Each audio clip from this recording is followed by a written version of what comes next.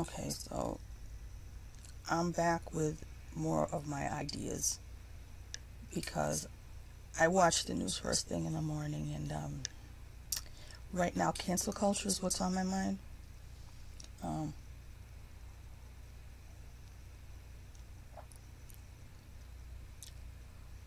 Um, they've been canceling people for a while now.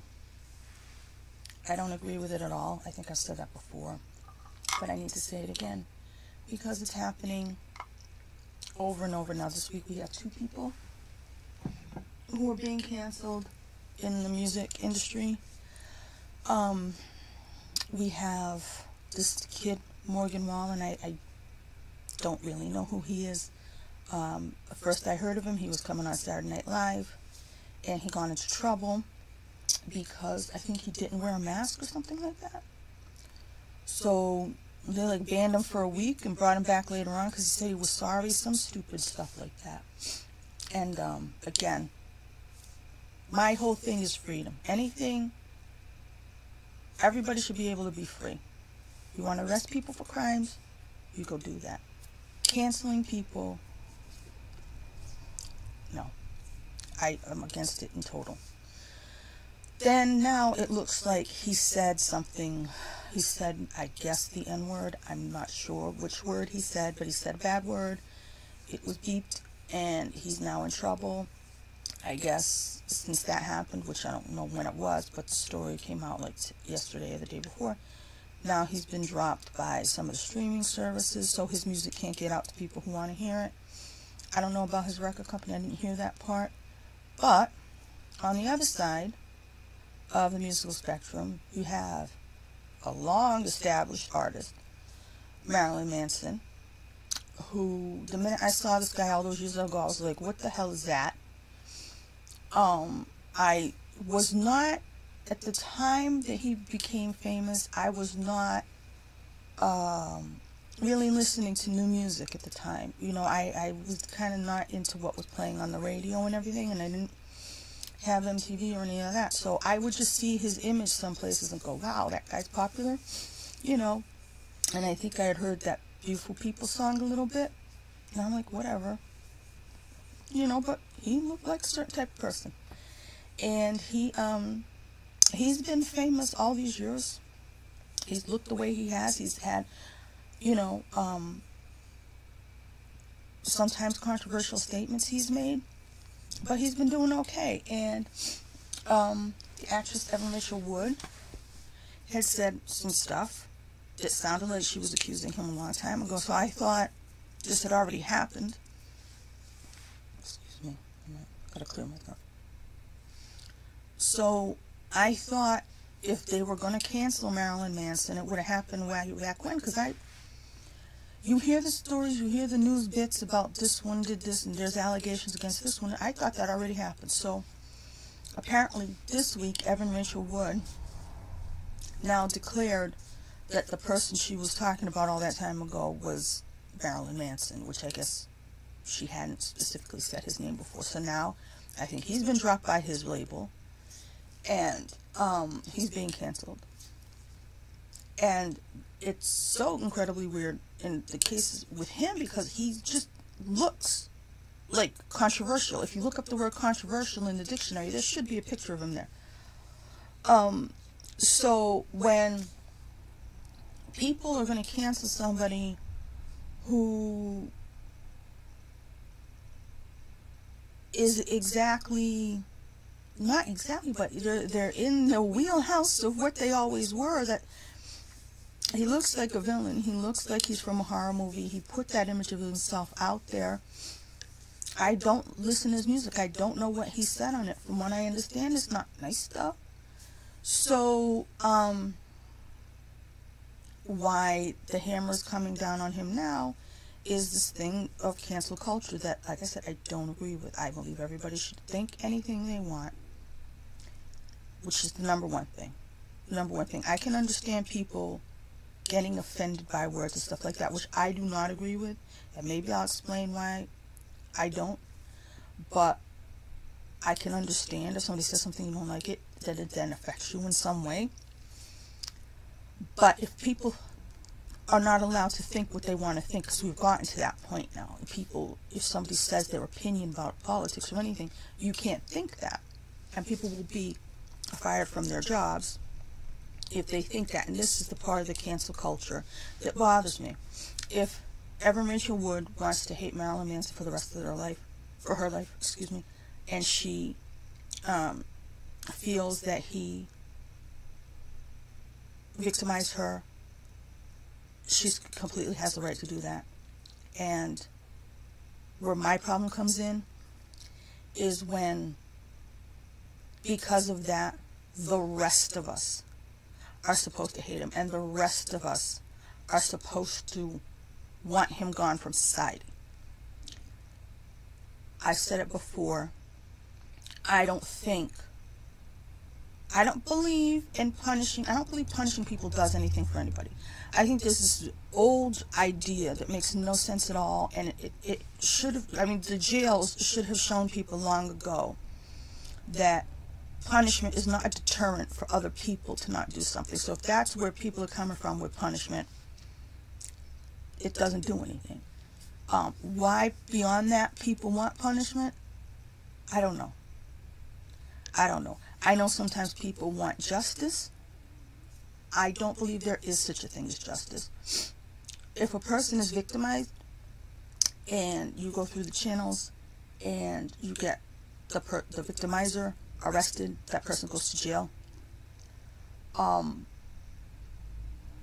you're not going to get unvictimized. And whatever they did to you is, we're not going to rewind time, and you're not going to go back to the state you were in before this thing happened.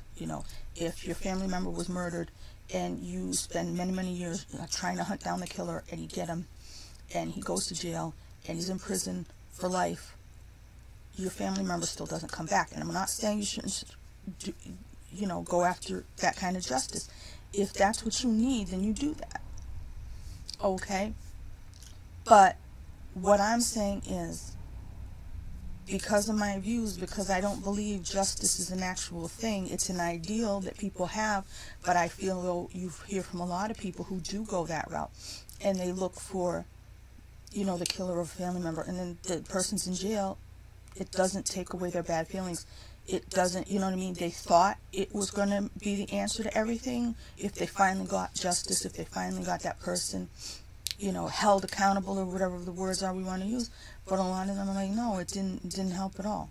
They're never going to stop feeling bad. They're never going to get their person back. So the whole concept of justice and punitive and, cancel to me, the whole thing, personally, for me, it doesn't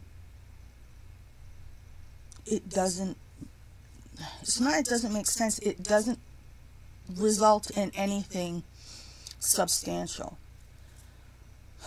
When somebody commits a crime, say somebody was drunk driving and they killed someone, and they had a bakery in town, and they get arrested, they get tried, they get convicted, they go to prison. Once they serve their time, in my opinion, they should be able to go back and work at a bakery. This is how it was in the past. Once somebody served their time, they went back into society. They went back to being a baker. They went back to whatever, okay? Now we've had a situation, like I said, I don't know why Kevin Spacey, in my mind, is like the monolith in the time frame when I always look to Kevin Spacey and how he was canceled in 24 hours on accusations, that it bothers me so much. But when you take away somebody's career, everything they've always done, the whole reason they exist, the raison d'etre, right? You take it away because of something they did that doesn't have anything to do with that. I can't agree with that. I can't go along with that, because to me, it's two separate things. If somebody makes music and they suck at it and it doesn't sound good and nobody buys it, then that's maybe why they shouldn't make music. But if they want to, and they make some noise and they record it and they put it out, they have the right to do that, you know. But if somebody's a very good musician and they're very popular and they make music, but they're a crappy human being and they do bad things, then they should be punished for being a crappy human being, because that's what they're failing at. They're not failing at being a musician, okay? They're not failing at being an actor. They're not failing at being an athlete. If somebody does something outside of their work, you know what I mean, that makes them a bad person or something, they should be jailed for, and they need to be removed from society because they may harm others beyond the person they've already harmed, then that needs to be dealt with in that arena, in my opinion. And this is all my opinion, and I'm not asking anybody to agree with me. But the thing is, the way cancel culture is going is as if it's the standard and everybody agrees with it. I do not.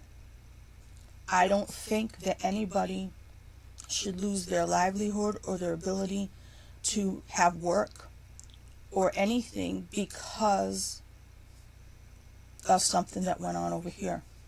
A lot of the things in cancel culture, in the grand scheme of things,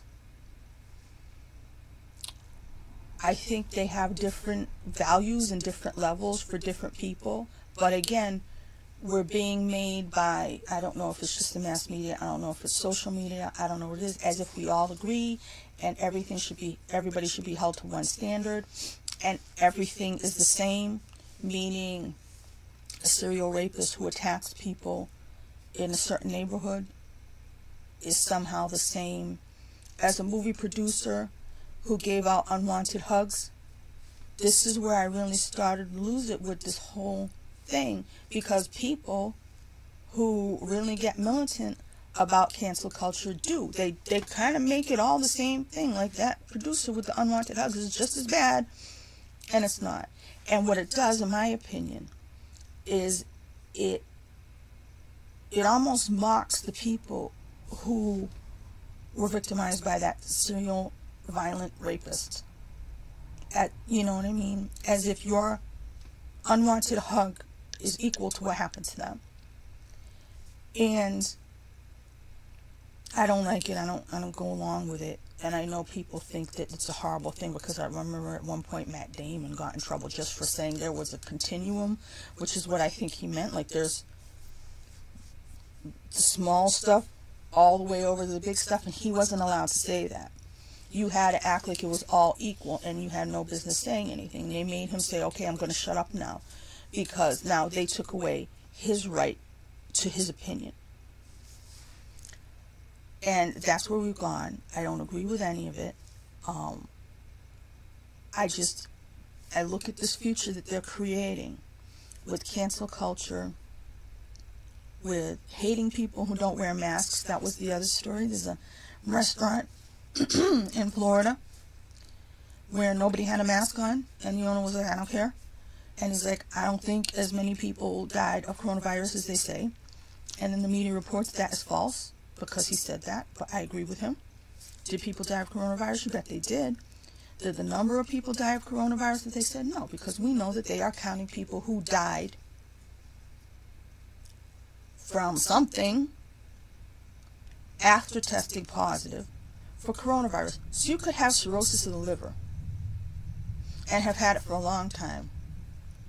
And if you test positive for coronavirus 3 days before you die of cirrhosis of the liver, they're going to count you as a COVID death, because they count COVID deaths as people who die with COVID. Not necessarily of COVID, but with COVID. So as long as you test positive for it, you could die of anything. They're going to count you as a COVID death. So those numbers of how many people have died from COVID, those are people who died with COVID. That's what those numbers are. Meaning they tested positive and they died. Doesn't mean that's what they died from. As far as I know, I don't think they're doing autopsies, because I remember even in the beginning when things first started, there was a woman who said that she had to pay for her own, I forgot if it was her sister's or her mother's autopsy, because she was 100% certain that her mother did not die of COVID, which she found to be true, but they were not doing autopsies, even if the family insisted. She had to pay for it herself. So, and that's what they make you do, you know, if you want an autopsy. You have to pay for it yourself. I found that out myself because, you know, the hospitals don't take care of your people sometimes, and they die and you want to know why and you can't find out why. It happened to me. So if any of us want to distrust medical professionals, we have the right to do that. We have experiences in our life that tell us what we should think and not think. We are not all on the same page from the same book, from the same professor in the same liberal arts college, who's telling the same people to think the same things in a hive mentality. Especially people my age and older, we learn to think for ourselves and to have critical thinking. And that is what I'm afraid is being eroded. That future that's coming, I don't want it. I don't want the future that you have. So when I'm sitting here and I don't look at the life I've got right now, and I don't see a lot of hope for me to have anything going forward, there's no fire under my butt to try to come up with something and find a way, which I can't come up with one anyway. But there's no great motivation to hustle and try to come up with a way that I can have this wonderful life in the future, because it doesn't exist. Not in the cancel culture world, not in the testing every 4 days world, not in the double mask world, not in the no traveling without a vaccine passport world. I don't want that world. Because once again, for me, it's about freedom. So the world that they're already creating, there's no future I want in that. And they're deciding for billions of people that that's the world they want to create. That's what the world is going to be like in the future. And who are they? Who are these people that have programmed everyone, or programmed the mindless zombies who follow them, that this is the future we have to have? How quickly did they start the phrase the new normal to get everybody to go along with it? And all the dingbats who went along with it, they're sheeple. I've never been a sheeple. I don't want to be a sheeple. So tell me, how am I going to go forward in this future? It started with cancel culture. It's gone on with the lockdowns and everything else. Now it's going to be with the vaccines and the masks. Freedom is going away, chunk by chunk. I think a lot of people care, but nobody's talking about it because they're too preoccupied with the daily nonsense they got to get through now because of everything we're all going through with the lockdowns and everything else. It's chaos. It's chaos. And the chaos is the only thing that makes me think there's some hope that that future may come. That the whole thing might just go, I don't want to say it, but it might go helter-skelter, you know. Charles Manson missed it. But the way we're headed, I don't see how this can balance. I don't see how the economy can balance out. I don't see how you're going to have all these people with nothing and no money, and it's going to work out somehow. And you're going to have all these people who can't move about. Do the elites really think that they're going to be able to keep us all as just like, I don't know, plebes and serfs, while they, you know, pay $10,000 each way to, you know, take a plane from Boston to New York? And they don't care if the rest of us are on there because we can't afford a vaccine passport, or we didn't get a bunch of vaccines, or, you know, they will be the only ones to be able to go to concerts because the tickets will be, I don't know, $5,000 a seat for every seat, and they don't care. That's the only thing that this could be headed toward. Somehow that they think they'll have their elite world where they pay through the nose for things, but they don't care because they've got a ridiculous amount of wealth. So if people are priced out of very basic things, but they still have it, they think that's going to work. That must be what this is. How else? What other future can they envision with doing all this stuff, breaking the economy, having so many people on the edge? What is it that they see for themselves? What world do they see themselves living in? It has to be that they think they're going to live in this first-class world with only first-class people doing first-class things. VIP seating only. First-class only. You know, and the rest of us will be down here having to walk wherever we want to go. You know, no public transportation because, God forbid, you might spread a germ if people get on a bus together. It disgusts me and makes me sick. That's where we seem to be headed. I don't want it. It's cancel culture. It's the nasty future they're making. Chaos right now looks like it's our only friend.